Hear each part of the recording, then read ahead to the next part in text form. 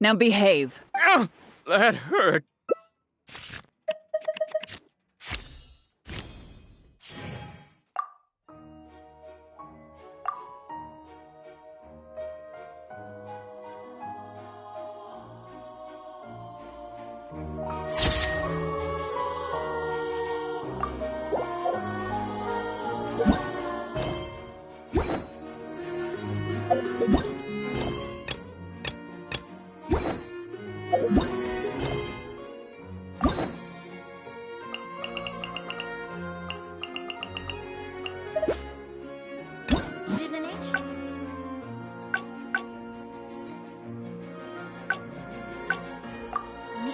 Precisely foretelling one's written destiny.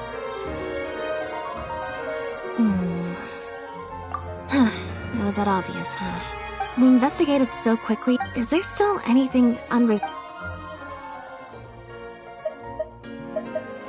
The Marechaussee Phantom.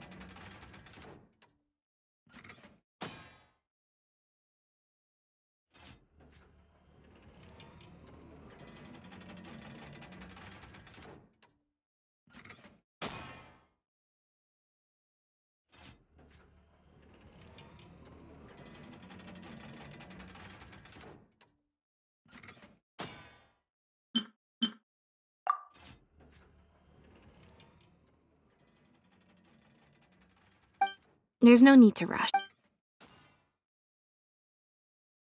Bernard claims to have received a letter.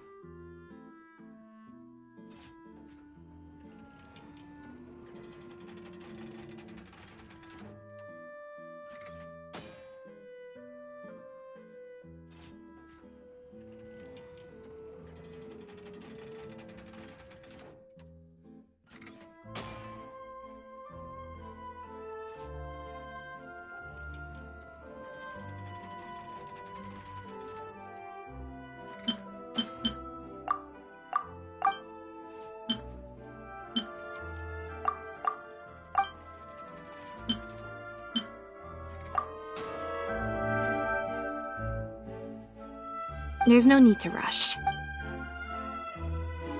Well, we've discovered that Bernard is responsible.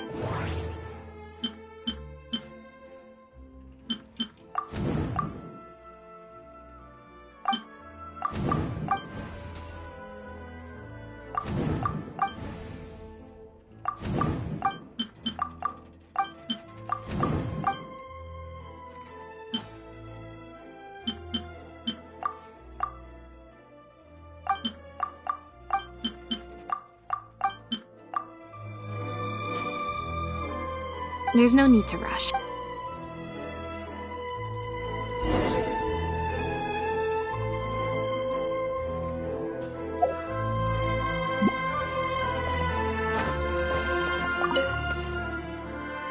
Now behave, and Ow!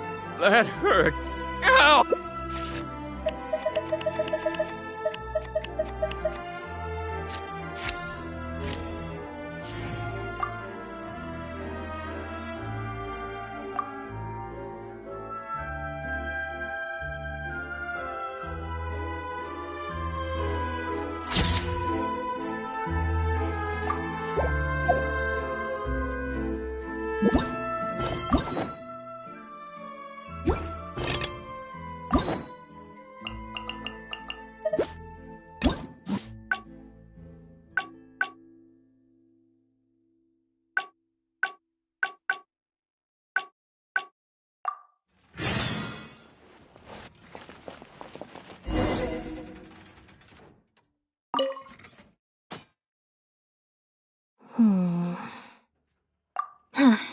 We investigated. Is there still. The Marechaussee Fant.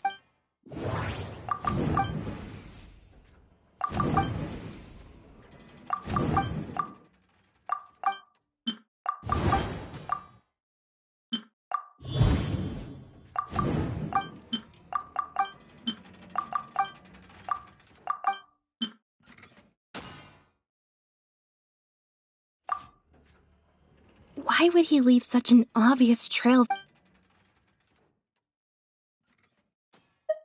Well, we've discovered that Bernard is.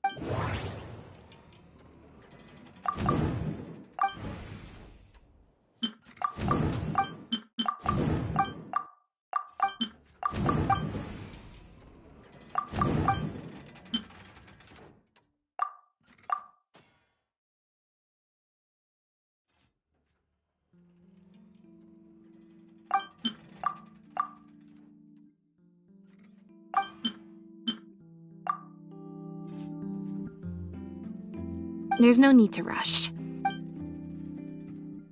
Bernard claims to have received a letter.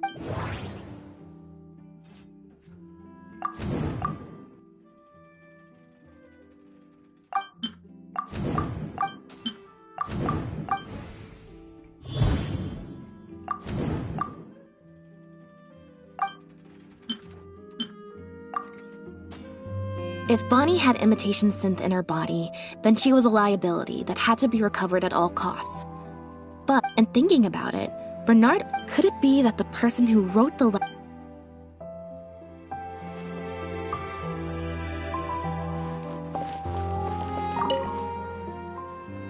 now behave. Ow! That hurt. Ow!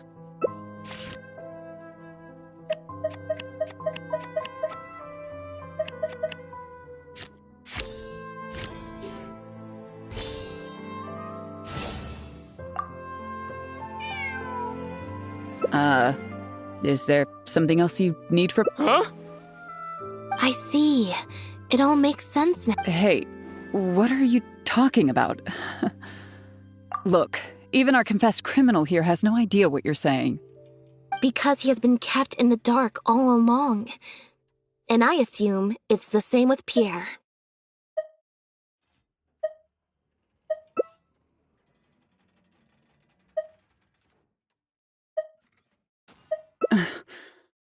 That never quite added up for me. Why did Pierre feel compelled to return to his home with Bonnie and Dependent and make them so easy to find for the Both of these things are in stark contrast to his usual meticulous and vigilant behavior. He probably received the following unbeknownst to him, however. The third person who wrote that letter to him had long decided to sacrifice him and Bernard to save themselves. What? You can't be serious. There was a third person? If you focus only on Bernard's testimony, it's easy to believe that only Bernard and Pierre were working together. The case appeared extremely simple. Wait.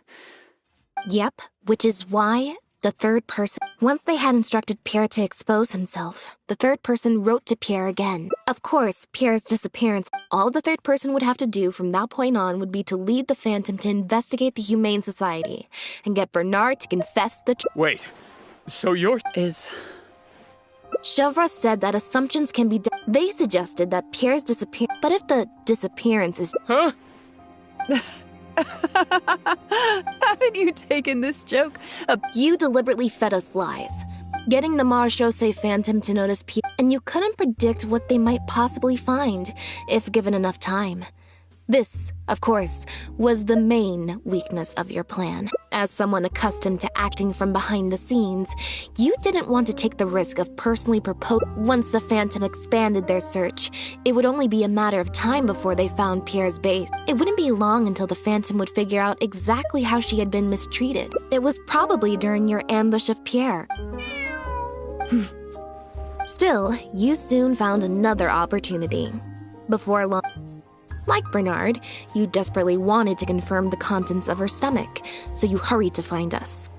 Unlike Bernard, however, you were hoping that Pierre did have the time to make her swallow a... While investigating the suspect's cat, we unexpectedly discovered that the suspect has been smuggling imitation synth using living animals as intermediaries. That Bonnie had managed to escape before you manipulated the Traveler and I to help you identify Bernard as a key suspect. You used the Lefebvre name as bait to get us to join your So, what you're saying is... Of course, you did far more than that. You even highlighted the society's... Moreover, the logs contained no record... And what are you trying to suggest? I am insinuating that you had plenty of opportunities to transfer the raw materials for imitation synth. And that's how neither the trafficker nor the manufacturer knew there was a third... Pierre manufactured imitation... Having received the green light from you as Pierre... I can't believe it. So what do you think she's going to say? Ever thought about a career in... It appears that it's quite easy to predict what you'll think. You know very well that this case will not... That way, you can also pin the blame, but you still want it to appear as if he had... To do that, you either will hide his body until... The location would ideally allow you to keep the body hidden for some time, while also letting you keep an eye on it.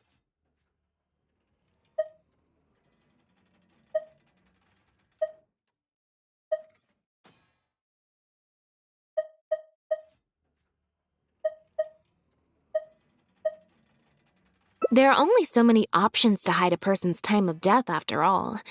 Especially since, as... How absurd. And Elodie Lefebvre, as the captain of the Special Security and Surveillance... That's right. We received a message from Lumidu's... While at the harbor, we noticed some... And if one were to match the times of your shifts to the Yes, I'm sure you have already thought of a dozen different ways to explain away the suspicious activities. But as far as evidence goes, that should be enough to warrant taking you into custody. Don't worry. If it turns out that the guards are... Although judging by her reaction, I assume no follow-up from us will be needed.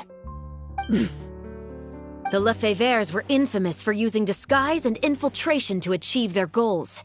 Who would have thought that they would have planted someone within the guards? Judging from the timeline, they likely arranged for you to enter the guards before the fall of the clan. But they probably didn't expect you to turn it to your advantage and use your job to save yourself during the purge. Not only that, but you actively participated in the interrogation, arrest, and judgment of the Lefebvres during their fall, thus clearing yourself of suspicion.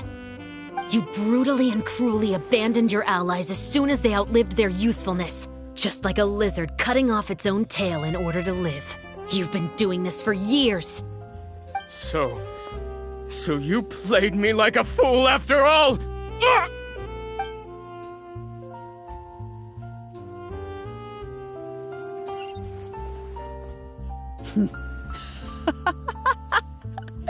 What was that word you used?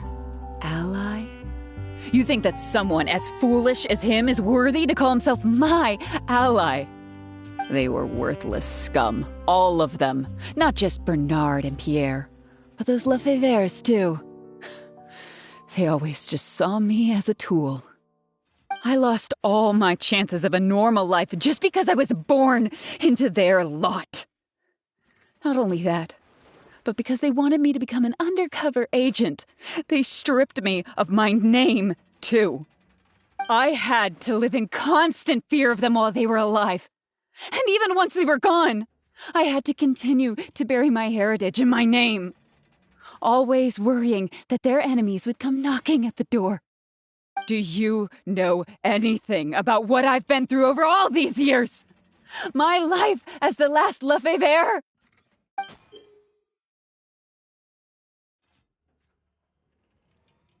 I don't, and neither do I care.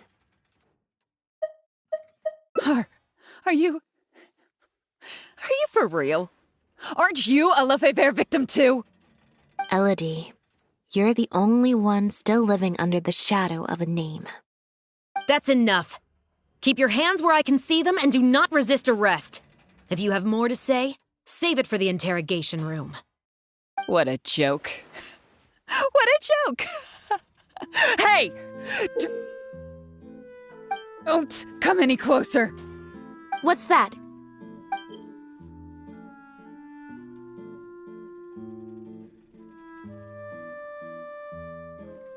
Know what this is? I've secretly planted loads of explosives in the Humane Society. Just one step closer and...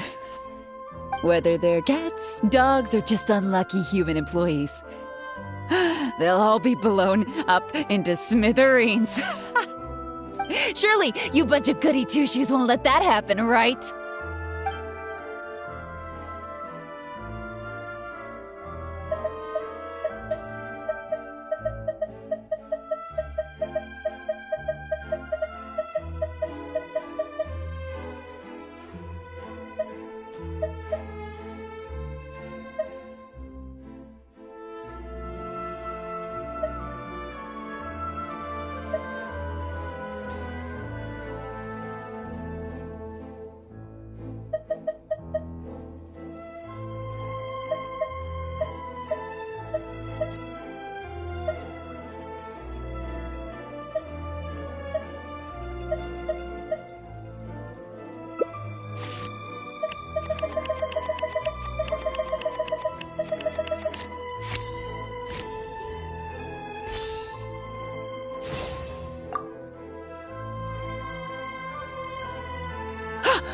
What?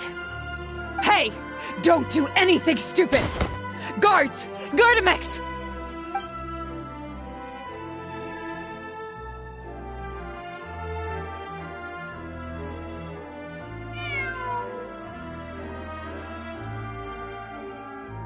Phew. So I was right after all. It's easier to deal with the person causing the problem than the problem itself. This is it. Looks like it's just a toy. Guess that's probably why she suddenly flipped and knocked out Bernard.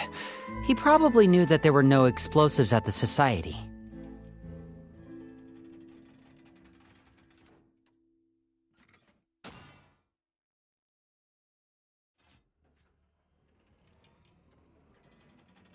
Well, given that she never even showed her face to Bernard and Pierre, I had my doubts that she'd have gone to the Society in person to plant explosives. Thank you for your help, everyone. I'll take them back for thorough questioning and find someone better to take over the Humane Society. I might need a few statements from everybody. Would you be able to come with me? If statements are all you need, can Linny provide them on my behalf? I still need to go back and explain some things to the crew. I also had an appointment with the Traveler before we got interrupted.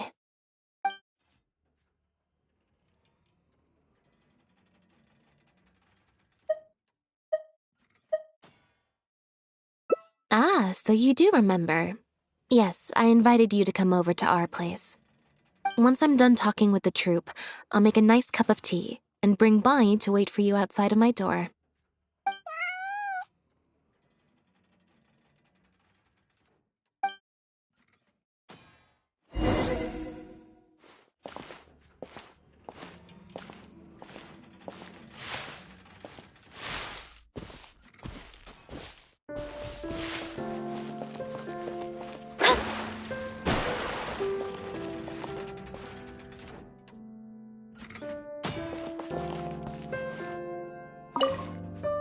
Lynette must have spent a record-breaking amount of time in serious mode today. I can't remember the last time I've seen her like that. Could it be because of a special someone? I'd assume that the first offerings of imitation synth came from what Pierre made in his early days.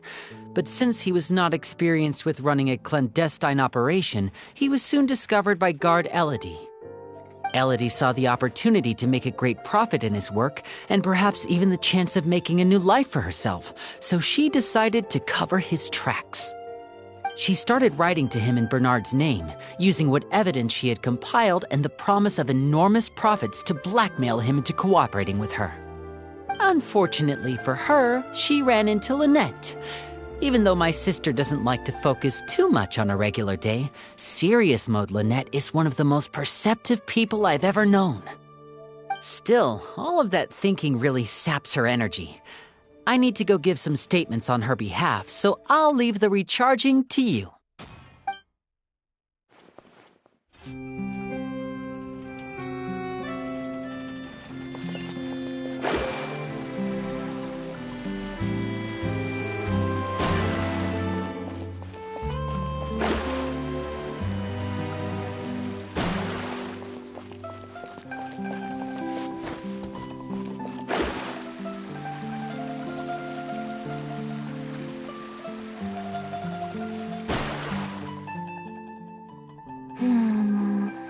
Black tea and a cute kitty. Truly the best combo for standby mode. Want some?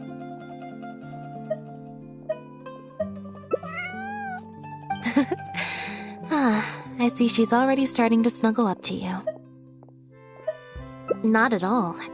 Information is indeed very important, but if you were to try to collect every piece of information you come across, your efficiency would actually decrease.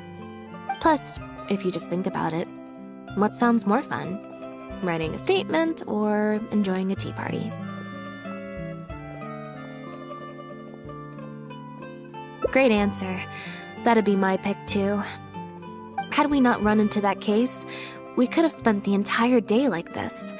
But now I'm running low on both time and energy.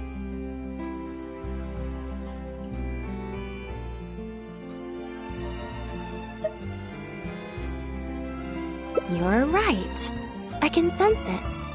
I'm recharging very quickly at the moment. Something about her rubbed me the wrong way since the very beginning. But to be more precise, it was probably around the time when I saw Bonnie try to get away from her.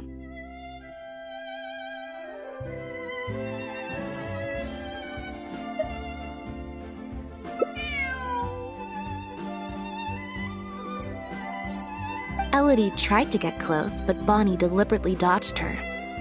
Maybe Bonnie had tried to evade her before at Pierre's base. Or perhaps Bonnie just instinctively knew that she wasn't a good person. Not everyone who likes cats is a good person. But if cats like you, you're probably alright. Humans tend to overthink things, but cats rely on their instincts, and they're pretty sharp. I mean, just look at Bonnie. She took a liking to you the moment you met.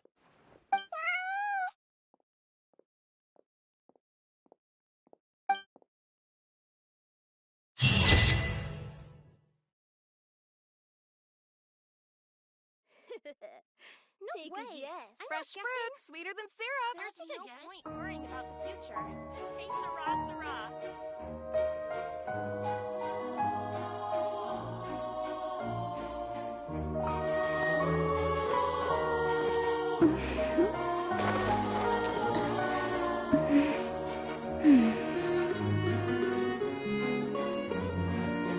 Fresh fruit,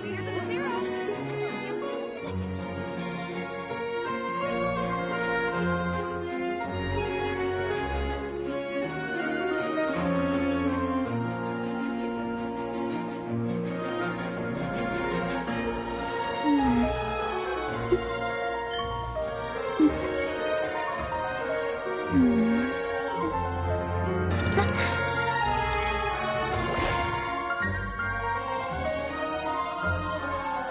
fruit, sweeter than syrup.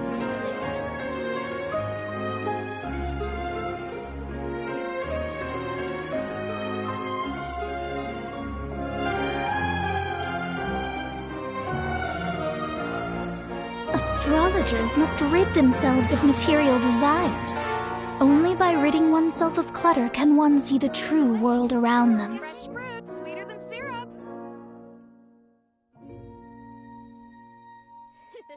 I'll take a guess.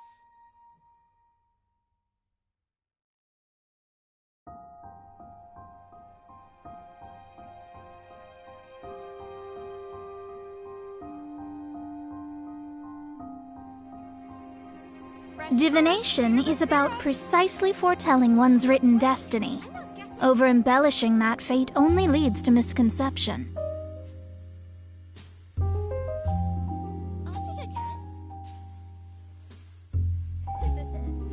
Take a guess.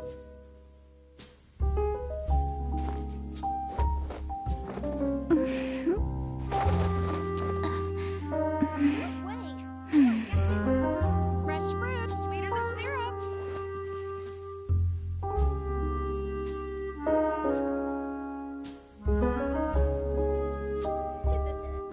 Take a guess.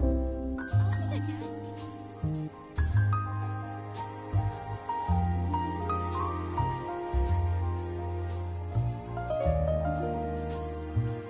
Fresh fruit, sweeter than syrup.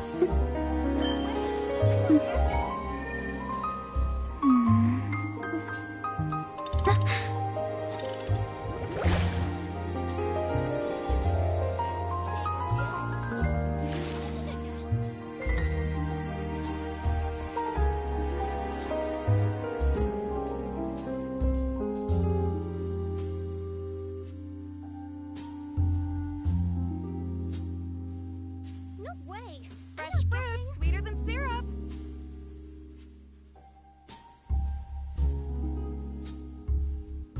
I'll take a guess.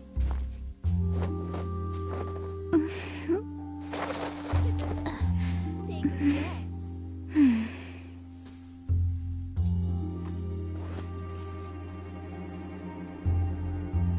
No way! I'm not guessing. Fresh fruit, sweeter than syrup. I'll take a guess. Fate is called as such, for it cannot be changed, nor can it be reversed. It can only but Take be a accepted. guess.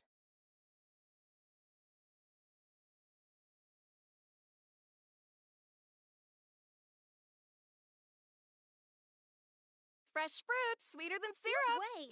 I'm not guessing. I'll take a guess.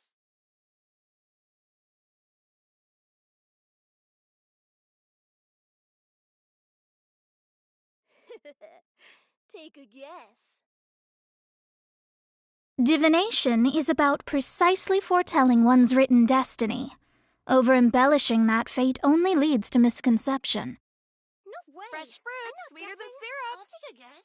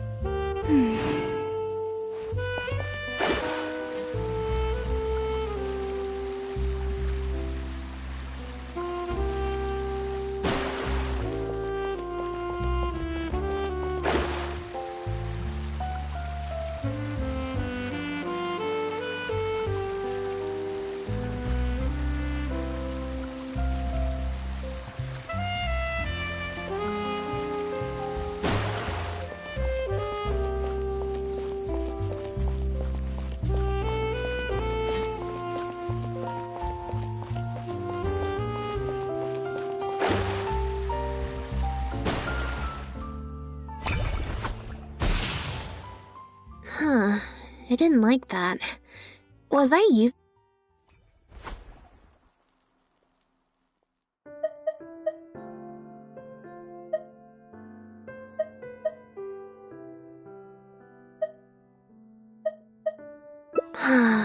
Back to the drinks reception. Nope, I said it was your decision. I'm not gonna waste any more energy dragging my feet. Besides, the drinks reception is technically part of the job as an official publicity event. So, if I bail on it, I might get sued for breach of contract, and that would be a huge pain in the butt. One other thing. Do you want to come with me? If you're free, I mean.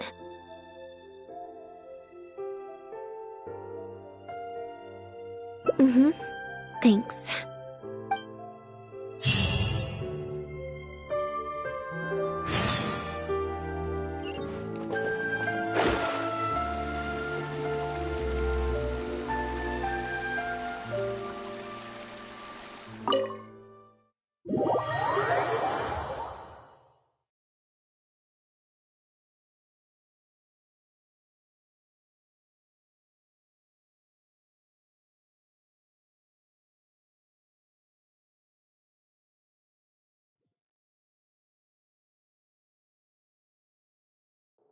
There you are, Lynette!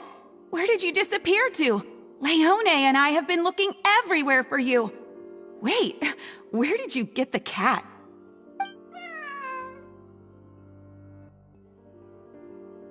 I found her outside. Do either of you happen to recognize her? I don't think so. Could belong to one of the guests, I suppose. Fair enough. It was a long shot.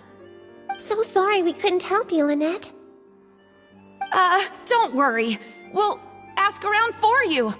Leone's probably just being forgetful. Maybe you could leave her with us. We'll take her to the reception desk and see if they know anything. And if not, we'll just keep looking. Sure. I would help, but I'm a little preoccupied. Sorry to dump this on you. It's no trouble at all. We're happy to help however we can. Also, if it's no trouble, I mean, could we maybe get an autograph? And maybe a photo too? Leone! You can't spring that on her now. Not while she's working. At least wait until the event's finished. One last thing, Lynette. Director Mariu's looking for you. We'll take the cat to the front desk now. See you later.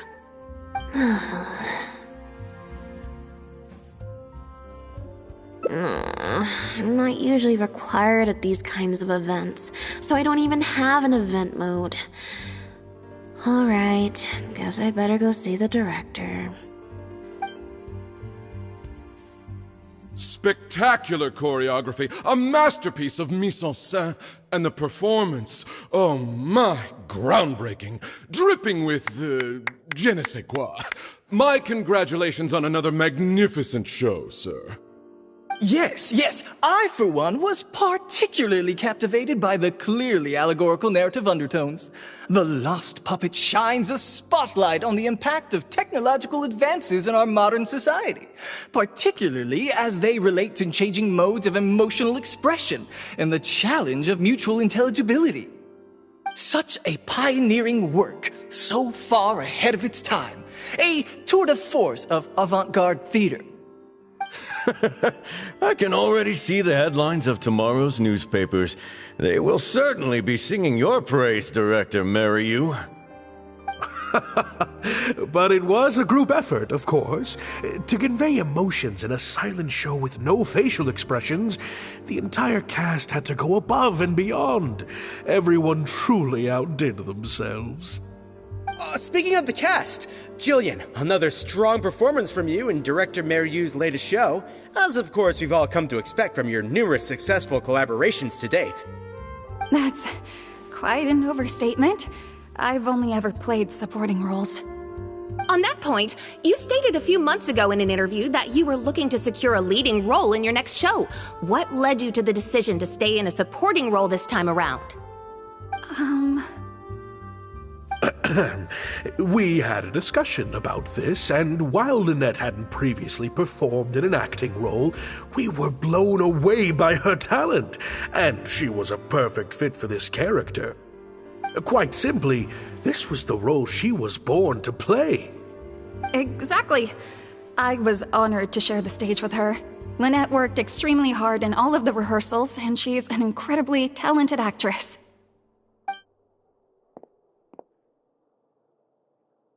Oh, Lynette's back!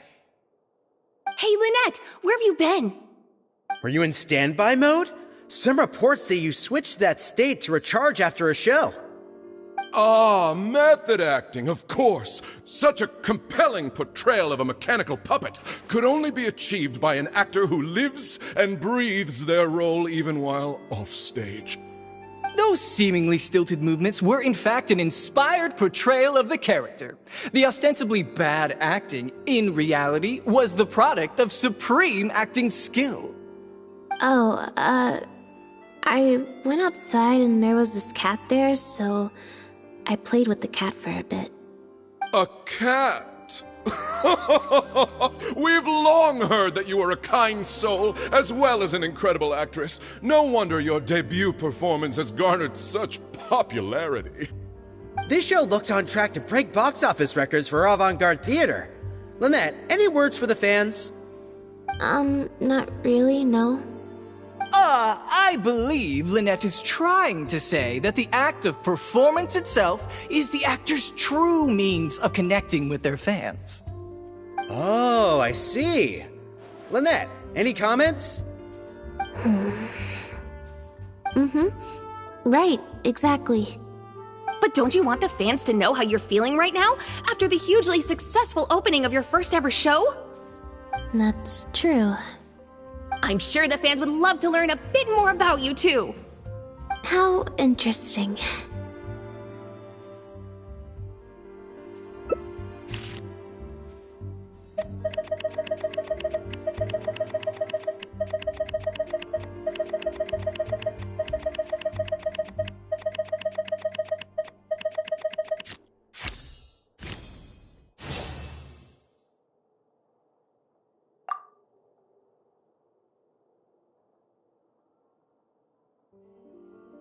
Oh, really? I'm so sorry. How rude of me. Huh? Wait, you're the traveler who's been in the news! Did you come to see the show? Wow, are you a fan of Lynette too? Do you have any comments on her first performance?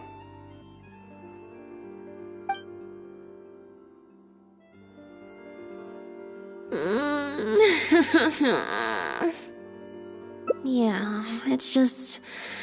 Turns out, even with you here to share the load, I can't cope with this stuff, even in Tea Party mode.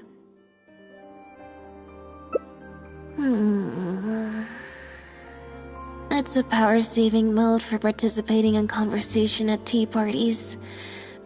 Normally, I can get through an entire conversation just with, Oh, that's true. And how interesting. But at a tea party, I'm not normally subjected to a constant stream of questions. The energy consumption of that interview just now was 3 times as much as the average tea party.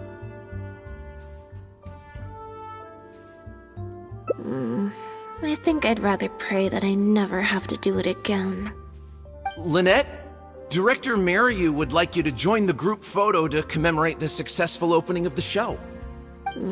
A group photo? It's just the members of the troupe, along with Maloney and Corentin. Everyone's waiting for you. Alright then. See you in a minute. 3, 2, 1, smile. My thanks to each and every one of you here for your help in making The Lost Puppet a success. The group photo is already being printed as I speak. You can collect your copy from the first floor after the drinks reception concludes. May it serve as a reminder of this fabulous performance every time you see it. Maryu! Get over here. Let's have another drink. There's a few things I need you to glance over for me. I thought the group photo was the final hurdle. Well, at least there's no more people hounding me with questions. I just need to find somewhere to switch to standby mode, and the time will fly by. I hope.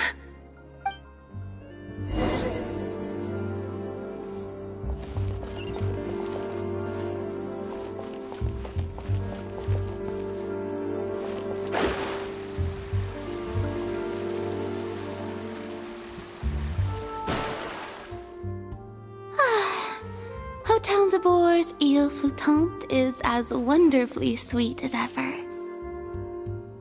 Traveler? Lynette? Oh, wait, hold on. What do you mean, managed to get an invite? I'm an expert in the dramatic arts. Of course I was invited. Naturally, people wanted to hear my comments on the emerging art form that is the masked mime show. Remarkable, and a very worthwhile artistic endeavor, exploring a character with no lines or facial expressions who can only communicate how they feel through their movement. Your performance was beyond anything I could have imagined, Lynette. Clearly, this was a very suitable role for you indeed.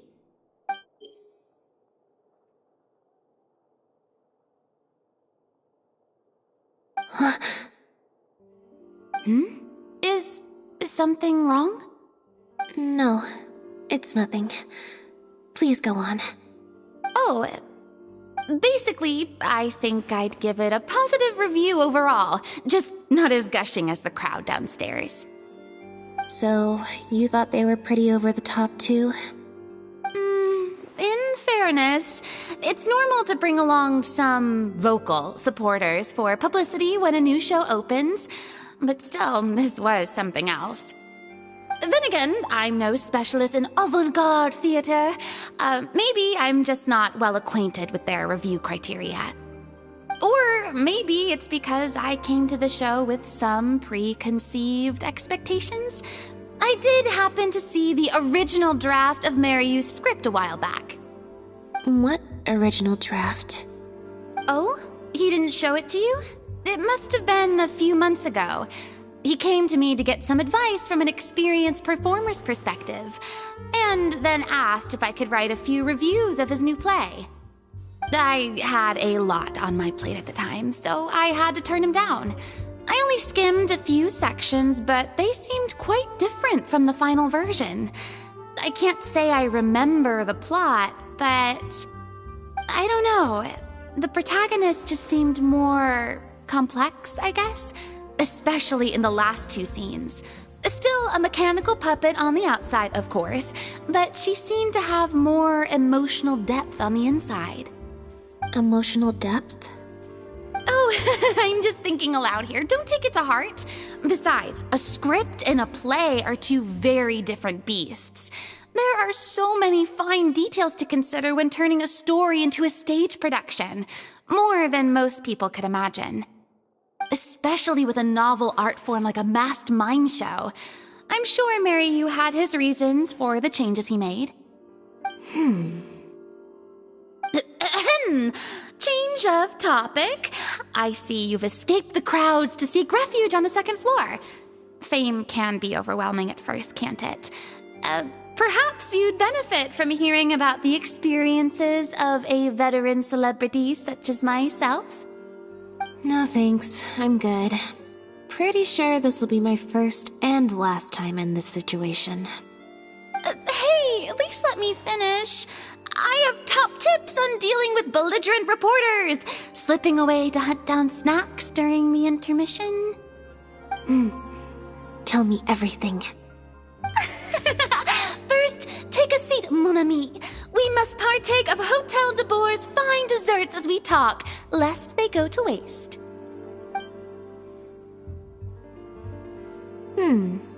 That was very educational.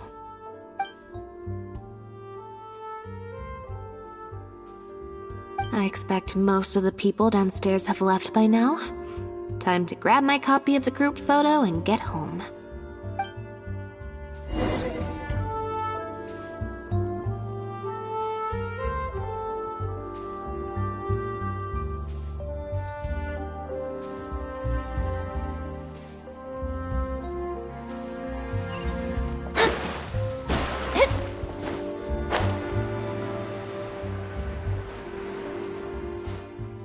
The photo must be in this envelope right here. It's finally over. Thank you for sticking around for so long. If it wasn't for you, I don't know how I would have standby moded my way through the last few hours.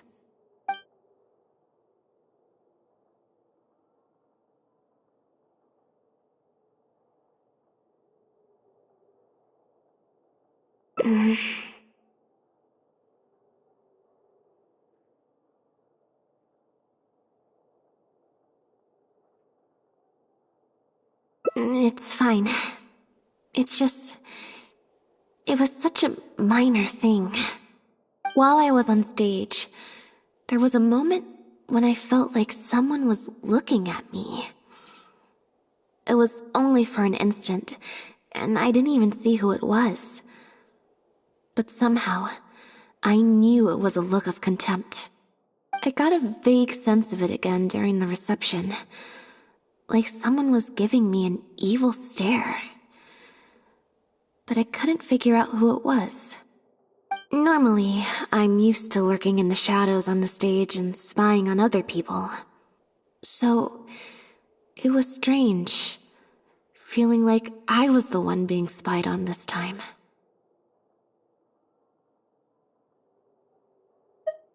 Or someone just took a disliking to me for no real reason. Sometimes you can like one person and dislike another for equally pointless reasons. Anyway, it was just a momentary stink eye, that's all. Nothing for you to worry about. Okay, problem solved. I'm gonna take this envelope and go home now.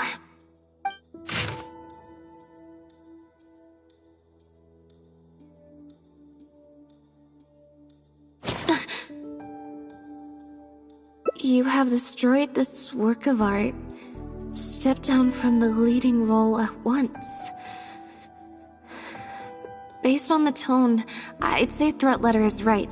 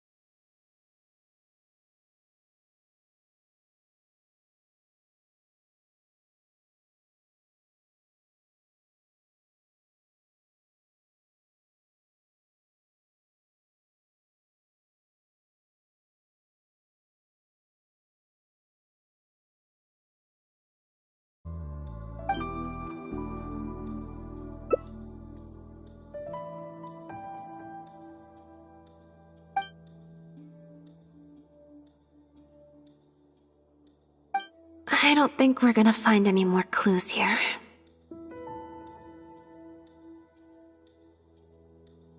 Yes, let's. Whatever destroyed means, it could have something to do with the original script that Farina mentioned. Also, I'm gonna have to ask you to stick around a while longer. I can't believe how well the whole Lynette's debut acting role thing worked out. Even the avant-garde box office is lapping it up. How could I ever have doubted you? If you hadn't stuck to your guns and kept sending those invitations, this opportunity would have passed us by. See? I told you. All the times she'd refused in the past were all the more reason to keep inviting her, because it turns into a big talking point. Can you imagine if you'd gone with Jillian? You'd have been lucky to get half the ticket sales you've ended up with. True. Well, Jillian still needs to get a few more productions under her belt.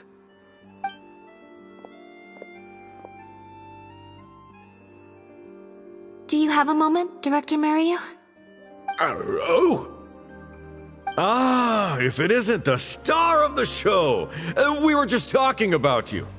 Oh, and is that the legendary Traveler with you? I'm guessing you're here to discuss the show with the director? Oh, you're a talented and hardworking actress, Lynette. It's no wonder you're getting such rave reviews.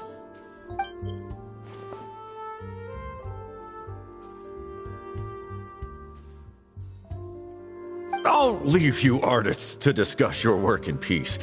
Mariu, make sure you give your star performer and her friend your full attention. I certainly will. Lynette carries the fortunes of our entire troupe on her shoulders.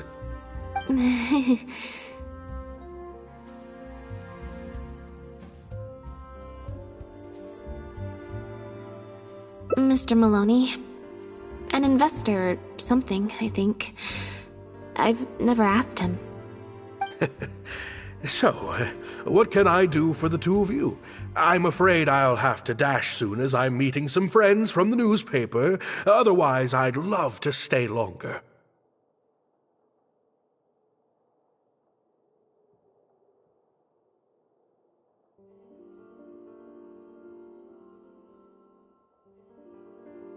We heard that the original script for The Lost Puppet was quite different from the final show. I'm kind of curious to know what the protagonist was like in that version. Oh, well, this is a surprise. I didn't think you'd be interested in that sort of thing. It's not uncommon for scripts to undergo major changes as they're being brought to the stage. But I'm afraid there's not much to tell you in this case. The protagonist has stayed the same from the beginning to end. A mechanical puppet with a bumbling body but a sensitive soul. A stranger in time who doesn't belong. There's no doubt about it. You are the protagonist, and the protagonist is you. The success of one is the success of the other, and that's what made this show an artistic triumph. Sorry, you've lost me. Can you put it in plain words? All right then. Delving deep in the search of core truths is the job of an artist, after all. You shouldn't give your attention to early drafts of the script, Lynette. All it would do is sow confusion where you already have clarity. The current script is the final version because it is the best version, and your performance best brings that script to life. Why, if it weren't for you, I doubt any audience would get... What letter? Oh my goodness! Destroyed this work of art? Really? Well, Director Mario, any idea who might have written it? No. Who on earth would write such nonsense?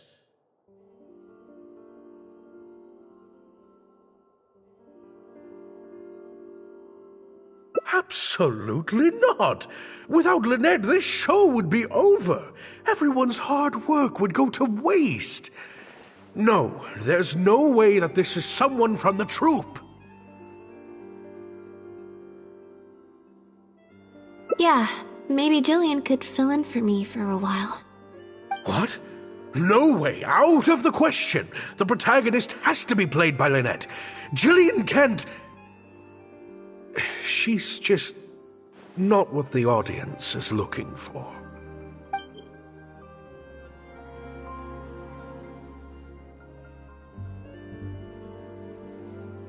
Ah, I've got it. It's a competitor.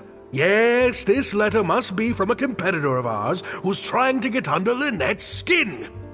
You can't lie low. That's just what they want you to do.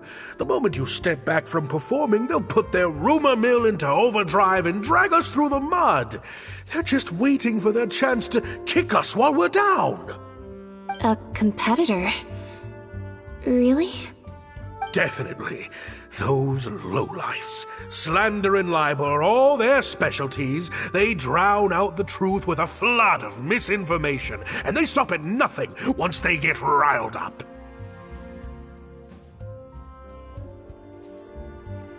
There's so many of them out there.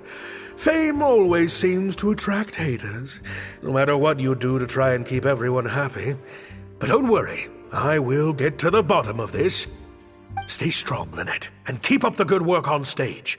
I have to go and meet my friends from the newspapers now, but rest assured, I'll be discussing countermeasures with them. So, a competitor, huh?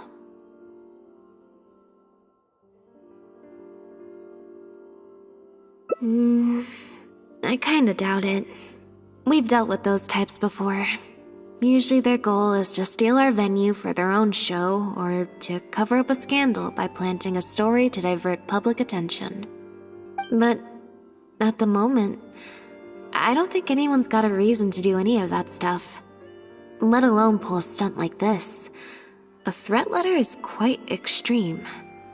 Besides, when I felt that evil stare, I'm pretty sure it was coming from somewhere backstage. So that rules out a lot of people.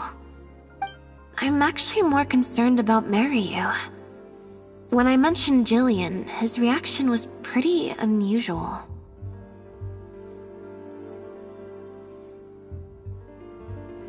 Especially since Maloney mentioned that the initial plan was to cast Jillian as the lead. Sounds like there was an original protagonist as well as an original script. I should probably go talk to her.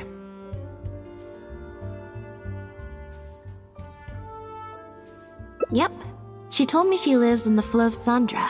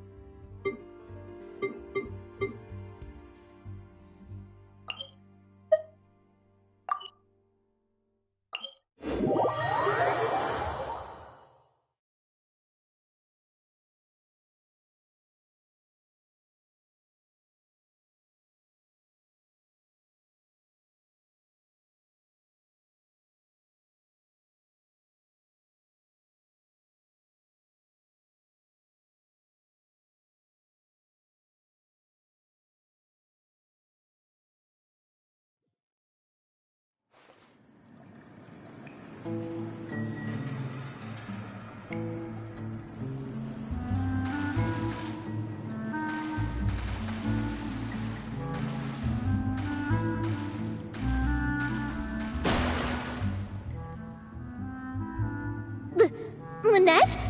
What are you doing? You're not welcome here. I've been to the Flow of Sandra plenty of times before. This is the first I'm hearing about me not being welcome. Things are different around here. You might be used to a crowd of bootlicking morons fawning over you wherever you go, but not down here. We know what you are. bootlicking morons.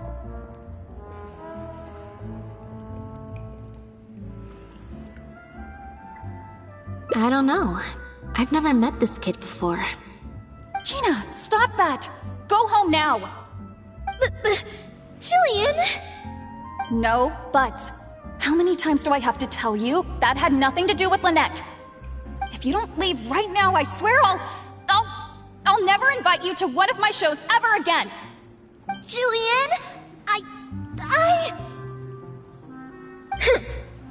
Just because Lady Farina speaks highly of you, it doesn't mean you're all that! I'm so sorry. Gina's always been a strong-willed child. That's why I never let her visit me at work. It's okay. I have younger siblings too, so I get it. She's in her rebellious phase, huh?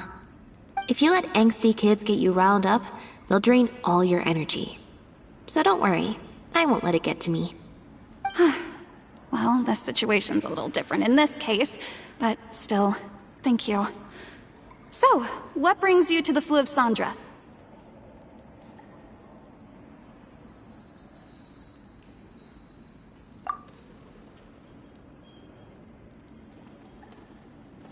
We heard about it from Maloney. He said you were originally supposed to play the lead. Maloney, huh? Of course he couldn't keep his mouth shut. I'm sorry. I never mentioned it because Director Mariyu was very clear that I mustn't let any of it affect you. What's this?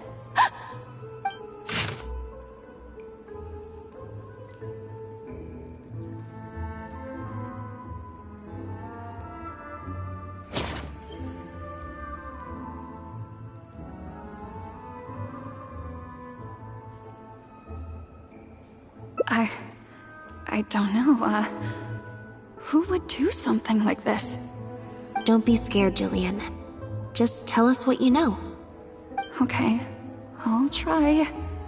It's true. I was originally cast as the lead in The Lost Puppet. I've worked with director Mariyu many times before, but only in minor roles. The audiences and critics never had much to say about me. Nothing terrible, but nothing amazing either. A few months ago, Mariyu started working on a new show, so I plucked up the courage to ask him if I could take the leading role. He was hesitant, but he agreed to let me try for the part. We did a few rehearsals, everything seemed to be going okay, but then...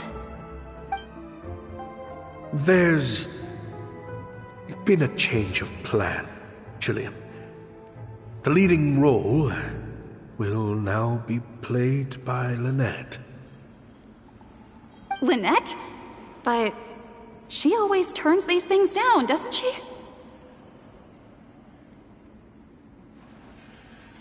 And that's why we cannot afford to waste this opportunity. Jillian, I understand how you must be feeling. But Maloney and myself have to do what's best for the production as a whole. Next time, the lead will be yours. I promise. I was incredibly disappointed at first, but I also know full well that I don't have Lynette's star power. Without Lynette, how could we ever convince people to pay money to go and see a masked mime show? And if the show was a flop with me in the leading role, how would I answer to the director and the rest of the cast? Then, I got to meet you on stage and found that you're really down to earth, in a way that not many celebrities are. You were kind to everyone, and your performance wasn't bad. Whatever disappointment I had left at that point, I certainly wasn't about to take it out on you. By wasn't bad, you mean it wasn't great either. So, I'm guessing Mariyu changed the script to simplify the protagonist, make her a dumbed-down version of the mechanical puppet that I could actually play. He did make some changes to the script, yes.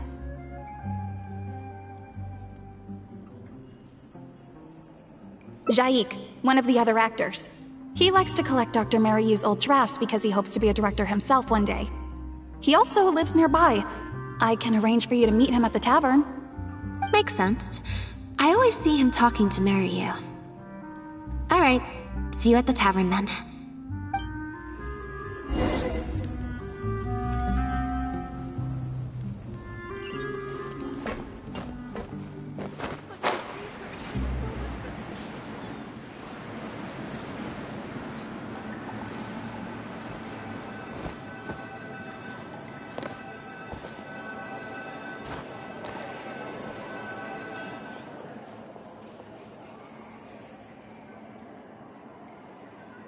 Sorry to keep you waiting. Jillian brought me up to speed on the situation. I'm here to help however I can. Here, this is the script you're after.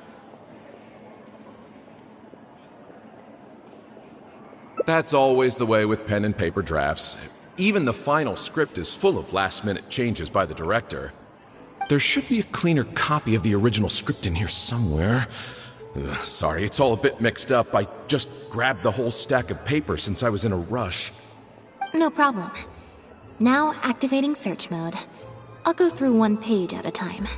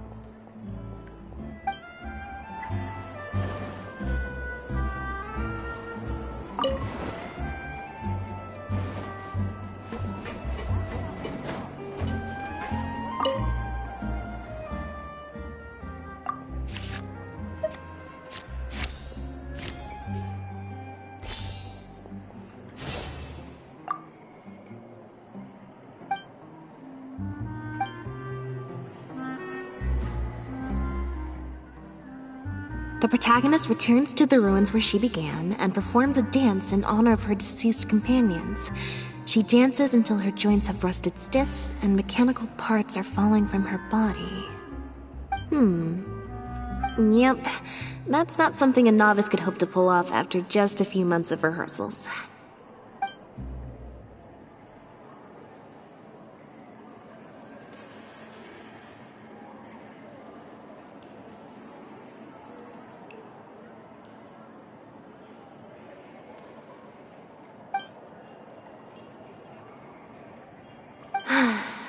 Frankly, I think that the original script is much better, and the original lead is the best fit. Jillian, shall I go tell Mariu to put you back in the leading role? What? Are you serious? But the next show is at the Opera Epiclese. It's such a huge opportunity. But not such a rare one for me, though, right? That's different. This isn't you as part of a magic duo. It's a chance to star as the main character in a show. You'll reach whole new heights of fame. Fame in small doses has its perks, but too much and I'll get overloaded. But if you play the lead, the fame will be yours, and I get to be free. Sounds like a win-win, don't you think? It'll never work. There's no way Director Mariu or Maloney would ever agree to it. The set for Act 4 would need to change, as would all the marketing materials. And that would mean asking Maloney for a lot more Mora. Changing actors at the last minute is just too risky. If anything went wrong, it could bankrupt the whole troupe. Plus, Maloney's friends have already published a ton of articles saying how this is the role that Lynette was born to play. No one else can play the protagonist now. If Lynette quit the show and I took her place...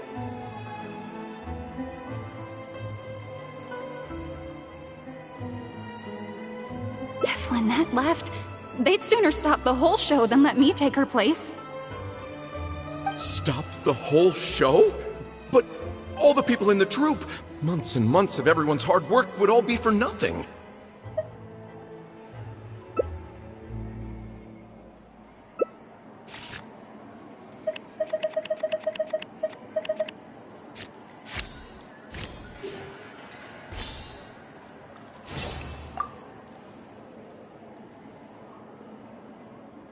You do?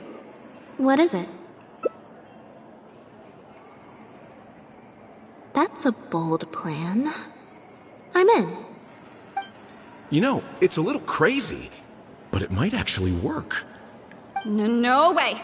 It's not worth taking such a huge risk just for a chance to be in the spotlight. Jillian, you said before, whatever disappointment I had left, I wasn't about to take out on you. In other words, that disappointment is still there, but you've kept it bottled up inside. Be honest. You still hope to play the leading role, don't you? But the thought of putting so many people out just for my sake?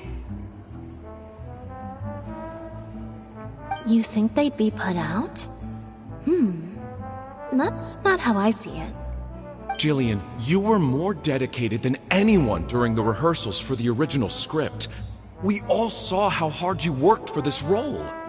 And I think you know that unless we decide to make a stand here, the path we're on is only going to take us further and further from our dreams, all of us. So take it from me, you would not be putting us out. Not one bit. You guys... Okay. Let's do it. I will play my part. Yes! I knew you'd come around. All right, I'll let the rest of the troupe know and we'll start preparing immediately. Wonderful. This solves everything. Wait, but what about the threat letter? Do you have any idea who sent it? As long as we stick to the plan, I'll give up the lead role, so it won't matter anymore, right? But surely you want to know who it's from. If they're out there and no one's keeping an eye on them, what if they come looking for you? I doubt they will. It's supposed to be a threat, but they didn't even say what would happen if I don't meet their demands. Plus, the handwriting is kinda childish. Doesn't look like a professional intimidator to me. Who knows? Maybe it was just a fan of yours having a moment. A fan? Of me? Maybe there's someone out there who really appreciates your talent. Even in the supporting roles.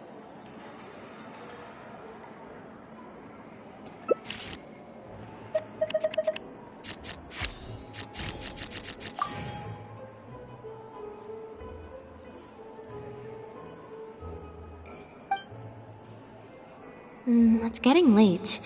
We should be leaving. Come on.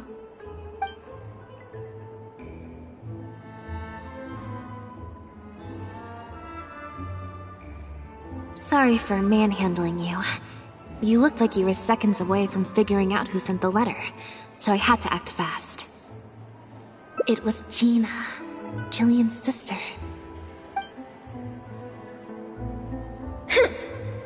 Just because Lady Farina speaks highly of you, it doesn't mean you're all that! I'm so sorry. Gina's always been a strong-willed child. That's why I never let her visit me at work.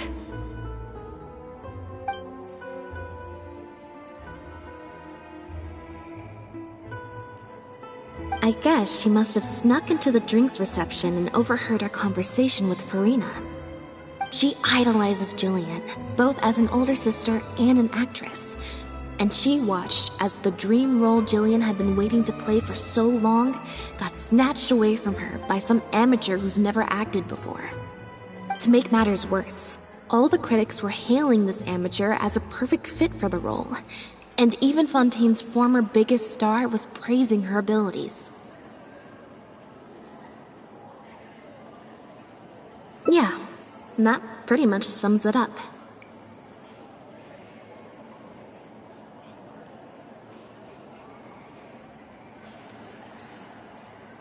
Like I said, getting angry at angsty teenagers is draining. Besides, if it was my younger brother or sister and they found out I'd been treated unfairly or had an opportunity stolen from me, they'd definitely do something far worse.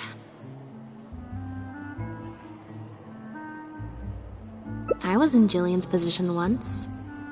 Back when Linny and I were starting out, before we got famous, we just had to take things a day at a time. Doing our shows, slowly trying to build up our reputation. So I can understand Gina's frustration.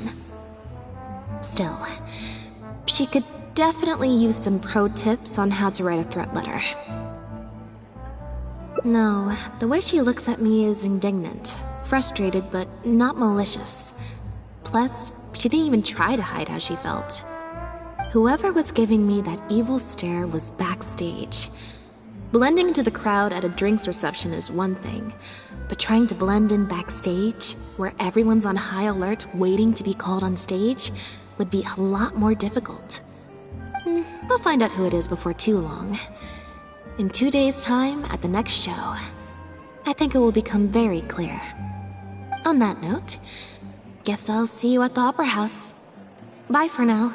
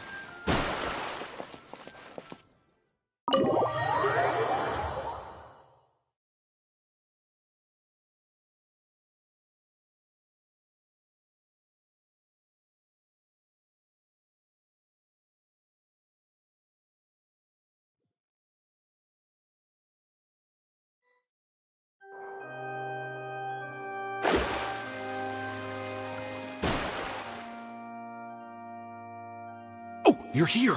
Lynette and Jillian are busy getting ready, so please come with me.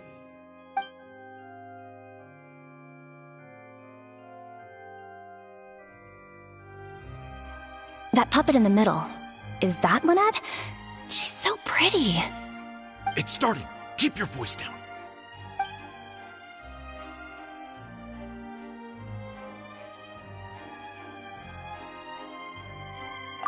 Wow, I thought it would be hard to follow, but in the end it was actually very clear.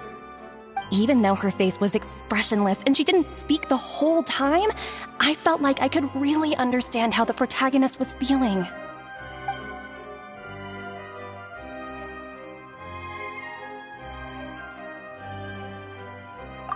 Director Mariyu really is a master of his craft. And so is the actress in the lead role. I have a friend who saw the show on the opening day. They thought the critics overstated how good it was, but I gotta say, the protagonist is incredible. I can't believe it's only been a few days since the last show. Lynette's improved so much. Just wow! I'm speechless. Words simply cannot do justice to the sheer excellence we witnessed from Lynette on stage today. Your penchant for the hyperbolic strikes again, Almery. Clearly you weren't at a loss for words when you were writing your article. I saw you hand it to the journalist. Trying to get your critique into the papers the moment the show is over, are you? Well, you know how it is. The early critics get all the readers. Wouldn't you agree, Mariyu?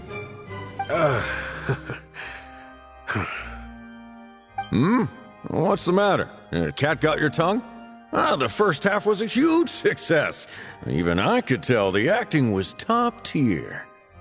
My apologies, Mr. Maloney. Please excuse me for a second. I need to have a little talk with my actors. Oh, very well. Hey, while you're at it, this might be a good time to talk future collaborations with Lynette.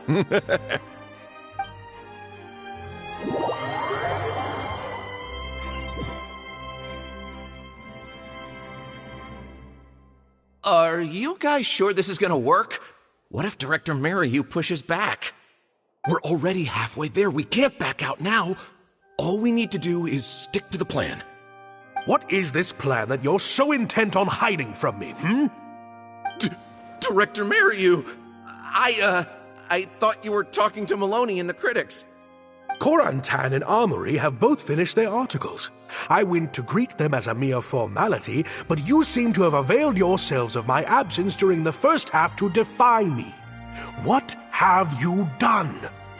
Was that really Lynette playing the lead role?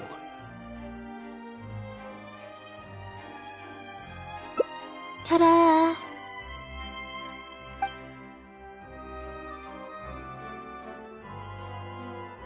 Director Mariyu? I was the one playing the lead role just now. I switched costumes and masks with Jillian so that I could be the protagonist's companion and stay out of the limelight. Lynette, why on earth would you do this? You know my acting is amateur. The only reason I'm being seen as a pro, let alone a pioneer, is because you have critics supporting the show. If they'd seen me in the leading role during the first half, they wouldn't be expecting anything more. But what happens now that they've seen Jillian in the role? If you force me to play the lead in the second half, they'll be wondering, why is the actress suddenly giving such an underwhelming performance right at the climax of the whole story?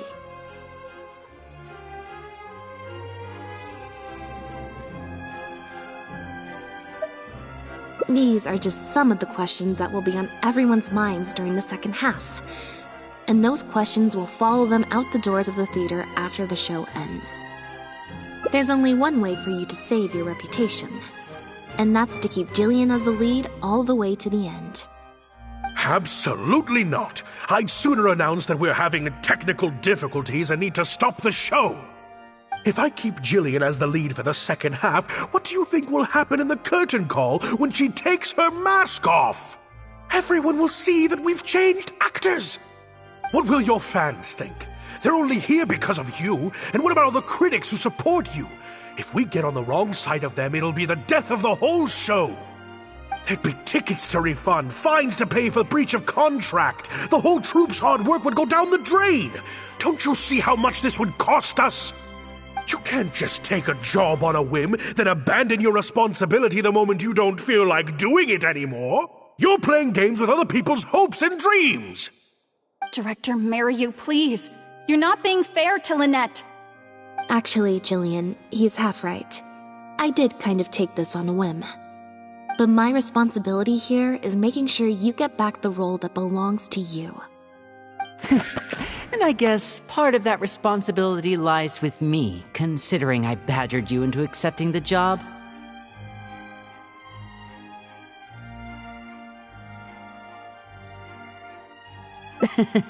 Sorry I'm a little late to the show. Work's been keeping me pretty busy lately. Linny? What do you want?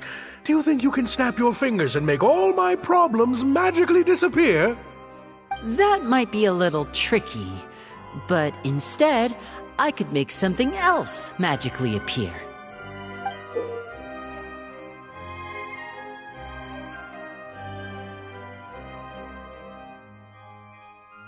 What's this?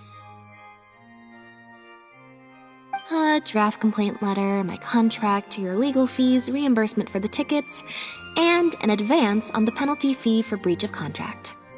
Mr. Mariyu, I'm stepping down from the leading role, regardless of whether you choose to cancel the rest of today's show. If you do suffer unforeseen financial losses from this, you're free to seek damages as per the contract. And if you want to file a lawsuit, there's a draft here that you can use if you need it. What? I can't believe this. You're literally handing me a lawsuit against you with a straight face. Of course. All this Mora, it's a pittance to you, isn't it? Must be nice to have the luxury of prior success and fame. Look at us. We're huge stars. One minute we want to go on stage. The next we feel like backing out of the contract. But that's okay. We're famous. We can afford it. You have no respect for other people's work. You're treating other people's hopes and dreams like a big joke. You don't give a hoot how much this show means to other people. You don't even care that the whole production might have to shut down because of you. That's not true. I do care. And I'm under no illusion as to how much this show means to you. Oh, brilliant deduction there. Of course it means a lot to me. This is my show. That's the only reason I asked you to be in it in the first place. Really? Then why do your eyes tell a different story? The way you look at me, it's full of contempt.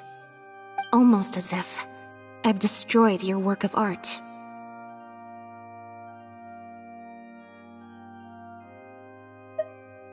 What? I would never think that. A couple days ago, I asked some associates to do some digging for me. I was interested to know who else you invited to play the lead apart from Lynette. Surprise, surprise. Turns out that all the other famous actresses you asked either had prior commitments or weren't a good fit for the role. They all turned you down. And I would have turned you down too, if not for an unlikely set of coincidences. You didn't send those invitations because you were looking for a better actress than Jillian, but because your investor wanted a big name in your show, right? Director Mariyu. To get Maloney on your side, you chose to make Jillian the understudy, and then look for an opportunity for her to take the lead. I bet you were torn at first, weren't you? Do you stick to the tried and tested formula? Choose Lynette, use her celebrity to get the critics on your side so that you and your investors can line your pockets? Or do you choose Jillian, so that you and your longtime collaborator can stage the show of your dreams, the original, unedited version of The Lost Puppet?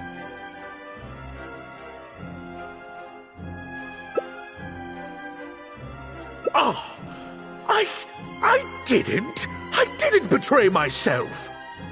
You mentioned prior success and fame earlier, but you're a well-known director yourself, with countless works to your name. Wouldn't that make you successful too? Or maybe, deep down, none of your current achievements really count as success to you. Right now, you have an opportunity to send Jillian onto that stage and perform the second half as you always imagined it, faithful to your original script. Your work would be displayed for all of Fontaine to see, in its true, perfect form. Did you say... perfect? Or... will you act now before Maloney and the critics can protest and make your dream come true on the stage? And Jillian's dream. In fact, the dreams of the whole troupe. The whole troupe? Director Mariyu? Actually, most of the money Linny brought came from us. We all chipped in. We've worked with you for many years now. Your troupe has been here for you all the way from the empty theaters where we first performed to the Opera House today. We watched as you slowly started down a path you used to despise. The path of powerful connections, drinks, receptions, backdoor deals with critics, and collaborations based on fame instead of talent. But this is just a temporary measure. I did it for the good of the troupe. And besides, this is how the whole industry works. Everyone else is doing it. Yes, we know. Back when you started, you had to bite the bullet and do these things to keep the troupe afloat. But then what happened?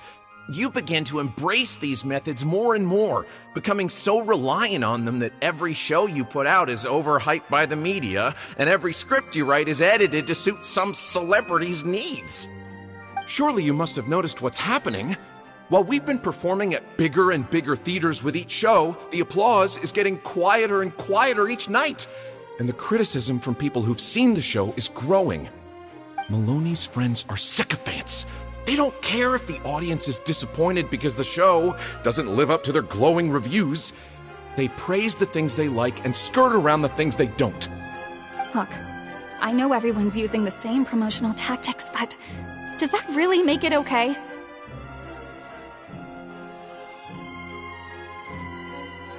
Well, it's just a stopgap solution. As soon as I've made enough Mora, I'll stop. Things will be different next time. I promise. Next time, huh? Yeah. Next time, you won't use your connections. Next time, you won't pay off the critics. Next time, you'll let Jillian play the lead. Unfortunately, it doesn't work like that. If you make some money once, you'll want to do it again, then again. Slowly but surely, you turn your back on your dreams. I won't turn my back on my dreams any longer, Director Mariyu. Never again. Me neither.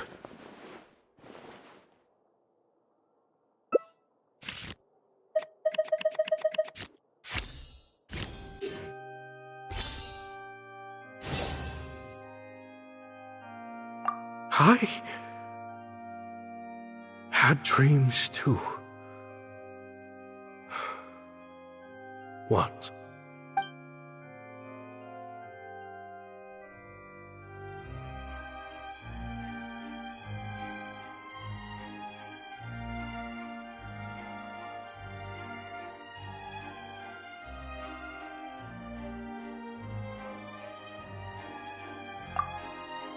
Huh. The plot here seems a little different from what the reviews said. The protagonist wanted to return to the stage, so the puppets replaced all her parts with the latest ones available, built her a grand opera house, and summoned a huge audience. And in the end, she forgot herself amidst the applause and cheers of her fellow puppets. Hey, no spoilers! Huh? Wait, hang on, that's not even what's happening. The set has changed back to the one from the first act. Oh, Archons, please let this work out. No need to be so nervous, Director Mariyu. We only told you Lynette would be quitting the show to get you to make a decision. We wanted you to believe that this show would have to end after today, no matter what you decided. But in truth, I believe that if we choose our words carefully, there's no reason we can't get Maloney to come around and keep the show going.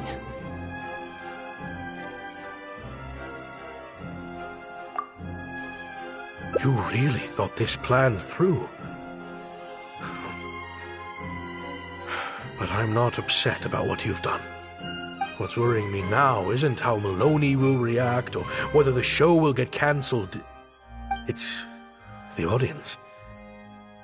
I've always thought the original script is better, but will it move them like I've always hoped? When Jillian does her curtain call, will they applaud her? What if people only came to see the show for Lynette?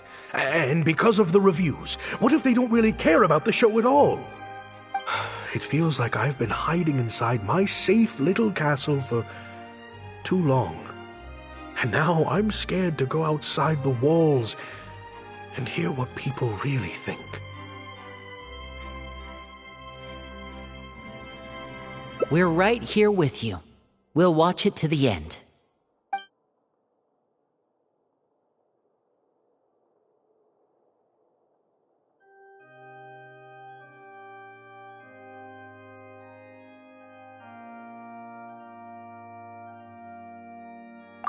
Wow. Okay, this ending is much better. I love how they brought back the set from Act 1 and gave it a whole new meaning. What a fantastic twist. Time for the curtain call. It's the moment of truth. The applause continue after I take off the mask. I could always leave my mask on. No one would ever know.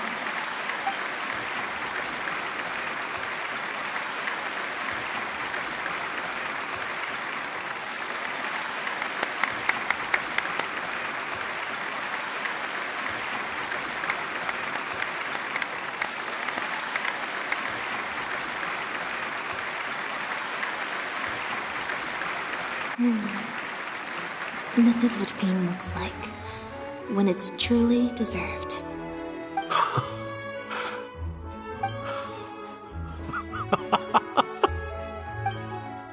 Jillian, you were amazing! Syra was tearing up when you did your final solo dance. Well, so are you. Really? I was so nervous. My legs felt like they turned to jelly. What looked like an actor unsteady on her feet was in fact a poignant expression of the protagonist's frailty in her last moments. Or whatever.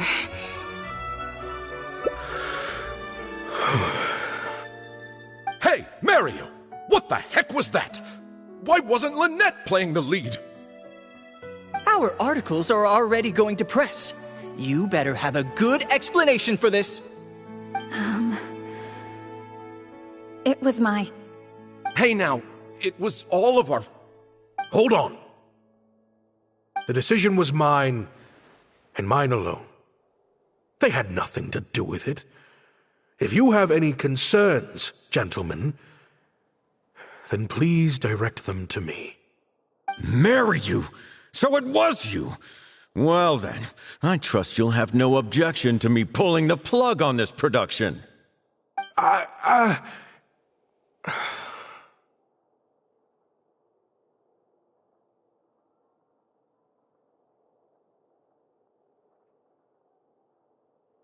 Director Mariyu, Mr. Maloney, what on earth is going on? Why was Lynette not in the lead role? It took a lot of convincing from me for her to accept the role, and I had to turn down some big work opportunities to come and watch her performance today. You have some explaining to do. Lenny, it was all his idea. Mariyu, explain yourself. Wait, Lenny, as a matter of fact, this was a piece of performance art. In this play, the masks and costumes serve to obscure the differences between characters, and by extension, the difference between human and machine. We took that idea to the next level with an actor swap. blurring the lines between one performer and the next. So it's in service of the ambitious artistic goals of the production. What? It's similar to deceiving the audience in a magic show. We employed this technique as a means of breaking the fourth wall. It allows the audience to more intuitively understand the cognitive dissonance felt by the protagonist as a machine trying to reconcile the notion of her humanity. The audience's experience mirrors the protagonist's own confusion and becomes part of the artistic performance itself. Hold up! What is this nonsense? Oh, I see. Well, bravo, Director Mariyu. You even had me fooled. That's probably more because you just don't really understand avant-garde art very well, Lenny. Maybe so, maybe so. Well, perhaps it went over my head, but I'm sure our experts here saw the whole thing coming a mile away. You must have worked it out by the end of the first half, surely. Mr. Amory, I just heard that you managed to write your review after just the first 2 acts.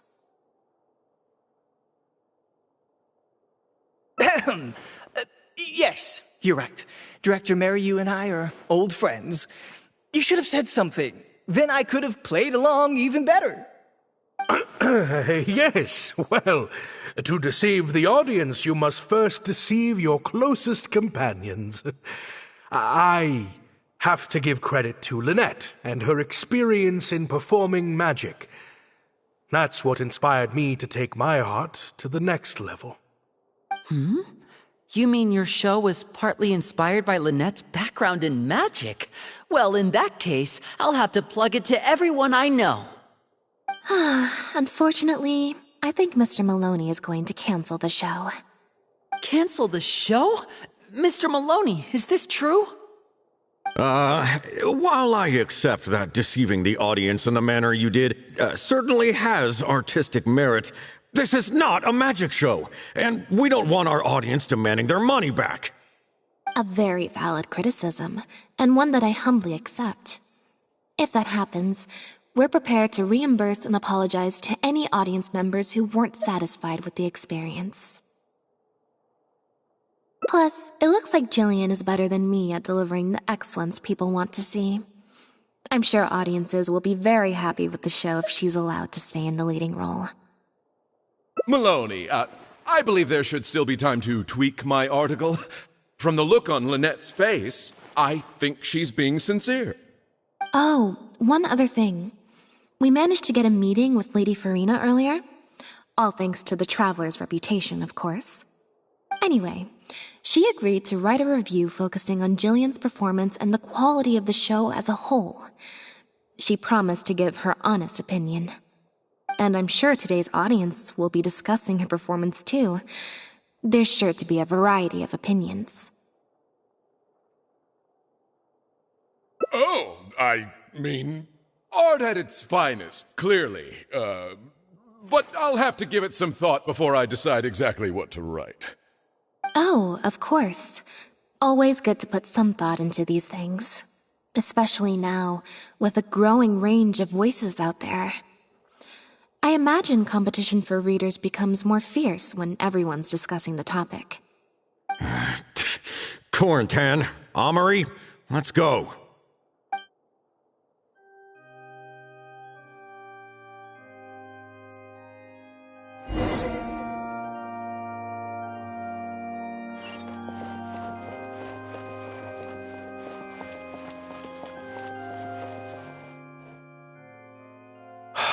Thank you both so much. Without the two of you, who knows how much further down that cynical path I would have gone. I always told myself that once I'd made enough Mora, I'd get back to doing what I loved. But somewhere along the way, I started to lose sight of what that was. Just like those critics with their dishonest reviews, I became all about the trappings of success, at the expense of the art itself. You're right. Yes, I'm a very lucky man. Anyway, enough about my problems. What are we going to do about the threat letter that Lynette received? I've been looking into it a lot over the past couple of days, but it doesn't seem like it was one of our competitors after all. Ah, yes, about that. Lynette, do you have a moment? Wait, you're Jillian's sister, right? I'm sorry. Gina insisted on coming to see Lynette. I couldn't stop her. Lynette, I'm sorry!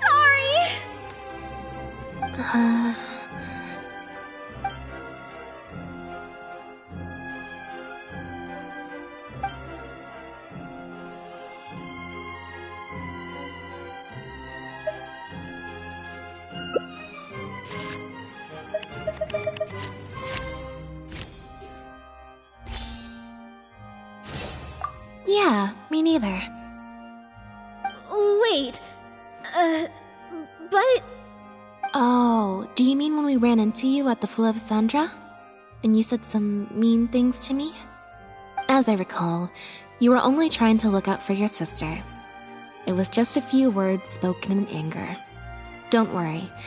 Whatever it was you said, I've already forgotten. Oh. I see. Well, it sounds like Gina knows what she did was wrong. Owning up to your mistakes and committing to do better in the future is what counts. I understand that feeling of wanting to stand up for your family when they're being mistreated. Really, I do. But next time, maybe consider a different tactic? Something you can pull off more effectively, and without arousing suspicion.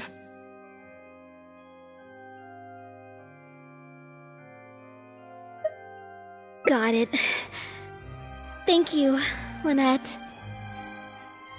Why do I feel like I'm missing something here? Hey, here you are.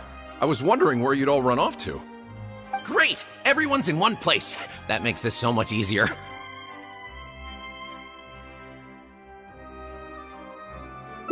What do you think? It's group photo time! We have to commemorate the debut of the Lost Puppet Director's Edition. Okay, everyone, we all have pretty awkward smiles on our faces in the photo from Hotel de Boer, so this time, no forced smiles allowed. Oh, am I really not allowed to force a smile?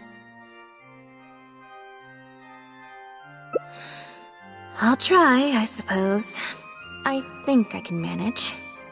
Lynette, Traveler, come on! You two should be right in the middle. 3, 2, 1, smile!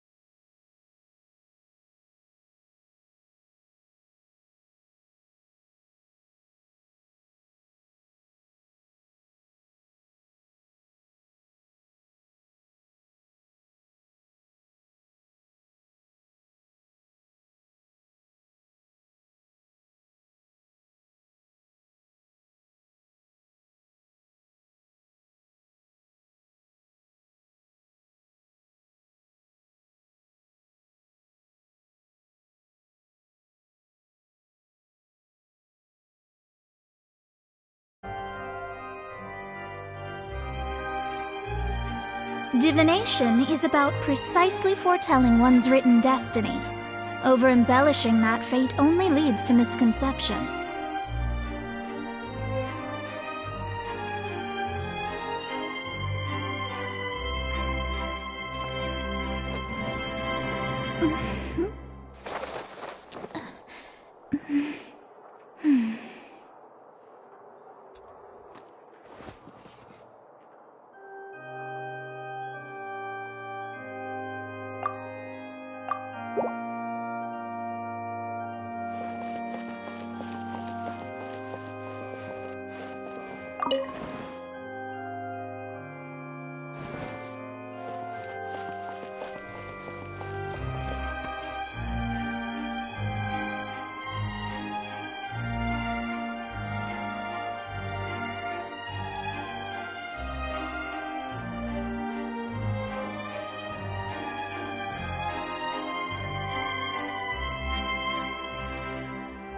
Fate is called as such, for it cannot be changed, nor can it be reversed. It can only but be accepted.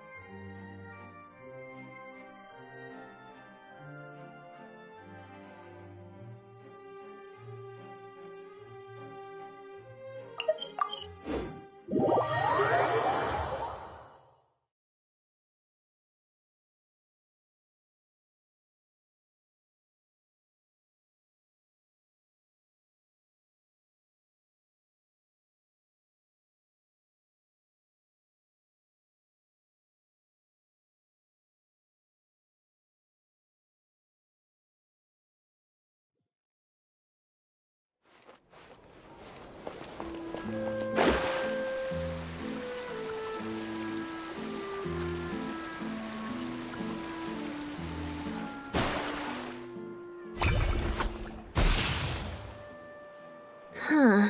I didn't like that.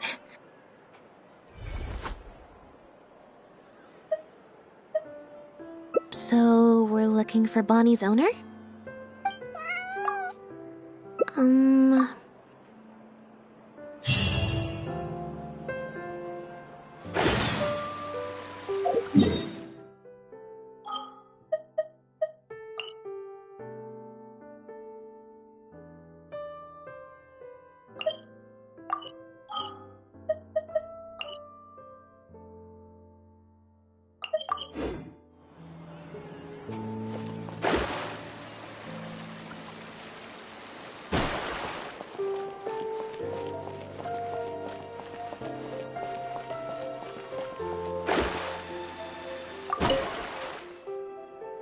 Every stupendous day starts with a steam burn.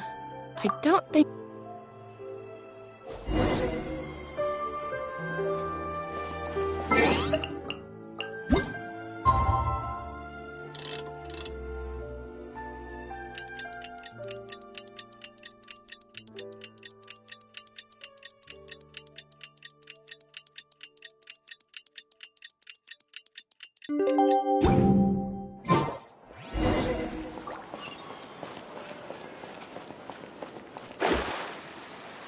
Should be fine.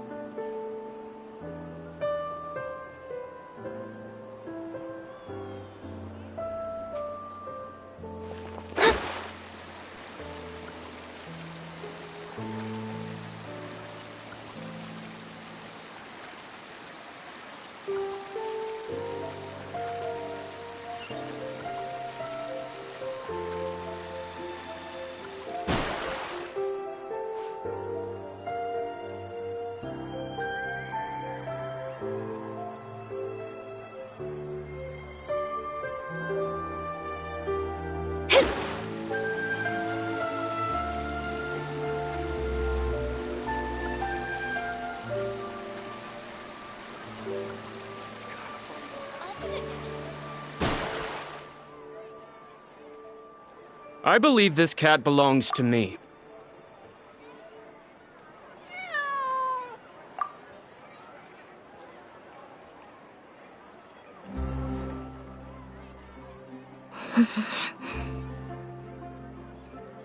It's nothing.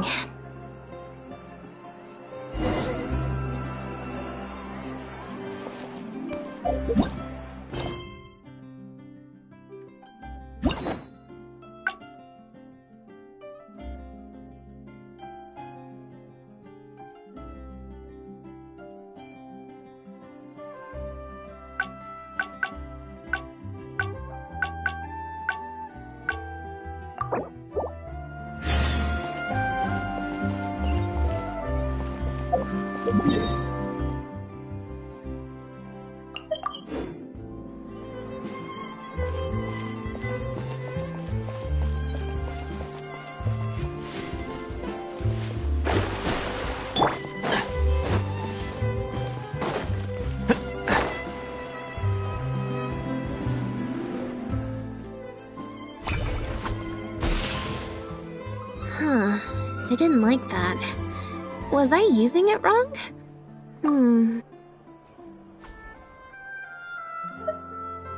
Huh?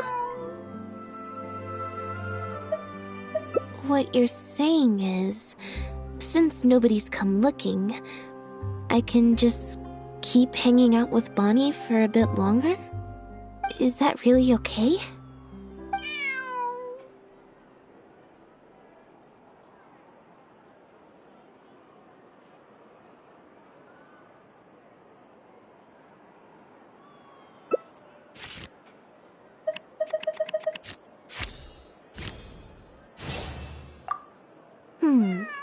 You make a good point.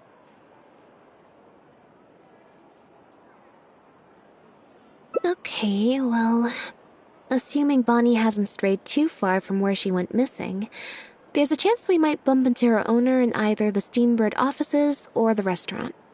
So, stick around here in standby mode? Yeah, that suits me.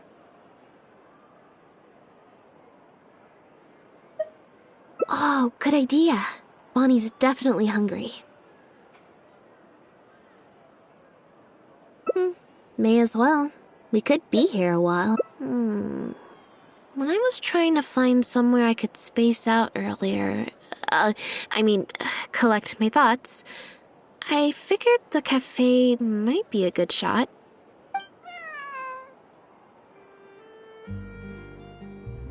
Alright then. Plan of action, spend the whole day spacing out. In standby mode.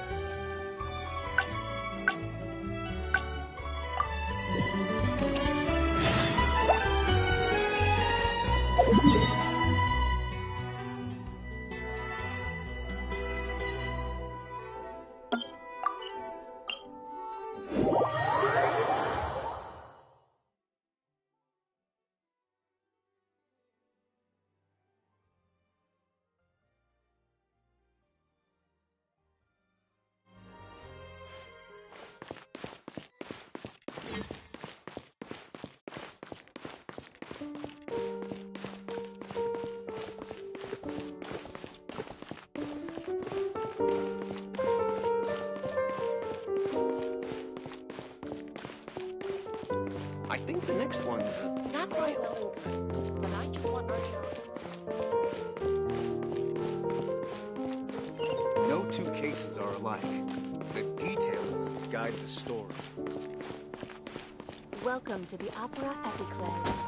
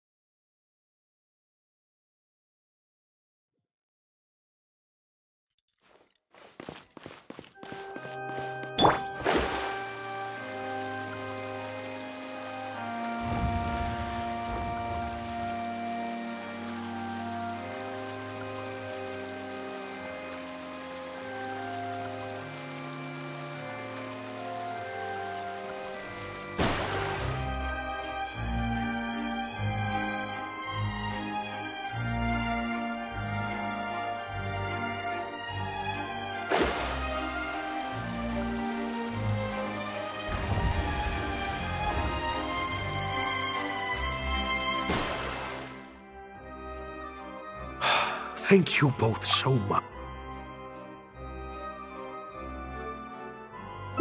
That letter? I was the one who wrote it. What? Gina? So it was you? Director, it's time for... Oh, okay. Weird energy here. I think we came at a bad time. Lynette, Gina must have been worried sick about me. I'm sure even she wouldn't do something so stupid if she was in her right mind. I'm so sorry. I promise I'll make it up to you somehow. Jillian, no!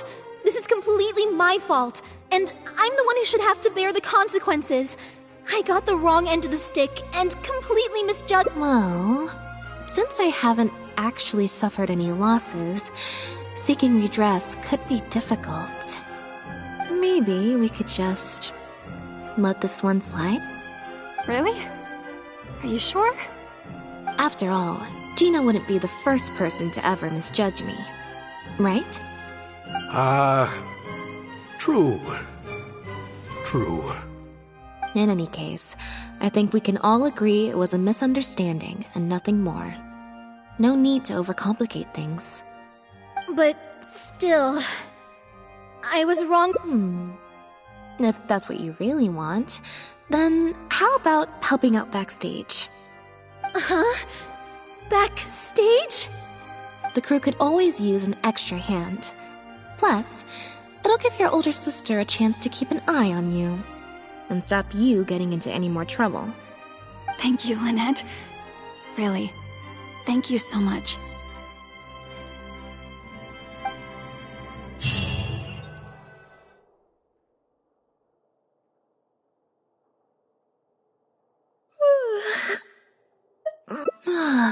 Is it? Mary, you said she's a very promising...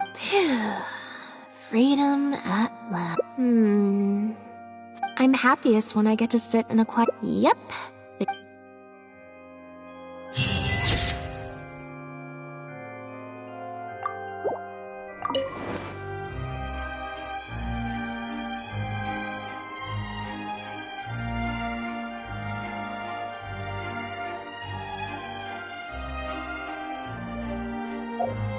What?